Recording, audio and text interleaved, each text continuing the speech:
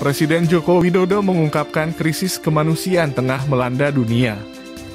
Hal tersebut disebabkan dari tantangan perubahan iklim maupun dinamikanya geopolitik.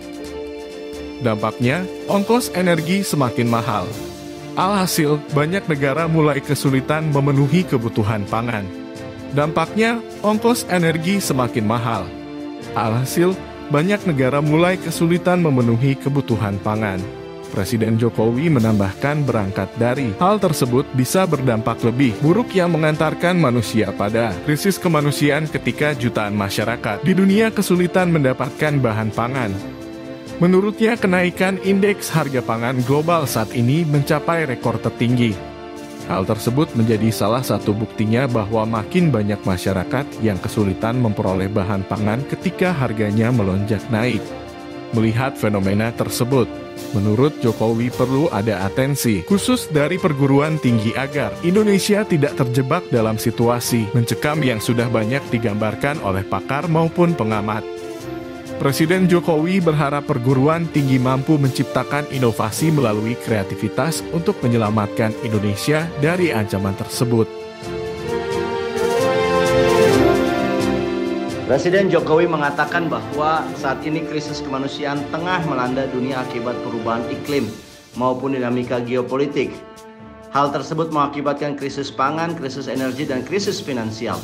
Pernyataan tersebut disampaikan Jokowi pada acara Disnatalis ke-59 kampus IPB. Jokowi juga mengatakan bahwa saat ini 345 juta penduduk dunia mengalami kerawanan pangan yang sangat serius. Indeks harga pangan global juga mencapai rekor tertingginya. Biaya logistik laut meningkat 3 kali lipat. Apa yang disampaikan Presiden Jokowi sudah kita prediksi kan saat pandemi menyerang Indonesia dan dunia, bahwa krisis pangan ini menjadi ancaman yang serius bagi kehidupan kita. Karena akibat pandemi ditambah inflasi dan resesi dunia, krisis pangan mulai terjadi di banyak negara. Indonesia sebagai negara agraris mestinya mampu mempersiapkan solusi agar tidak terjadi krisis pangan. Namun yang sangat disayangkan sampai saat ini, Indonesia masih ketergantungan impor aneka macam kebutuhan domestiknya. Sebut saja gandum dan kedelai, di mana sangat besar sekali kebutuhan akan kedua komoditas pangan ini, tapi Indonesia untuk memenuhinya masih tergantung oleh impor dan tidak bisa swasembada sendiri.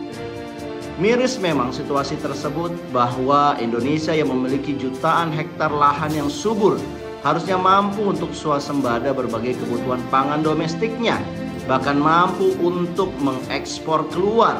Apa yang terjadi karena kebijakan yang salah arah, pemerintah sampai saat ini justru harus impor untuk memenuhi kebutuhan pangan domestik. Pemerintah mesti segera mereformasi kebijakan pangannya. Jika itu tidak dilakukan, maka Indonesia akan terancam krisis pangan di negara yang tanahnya subur.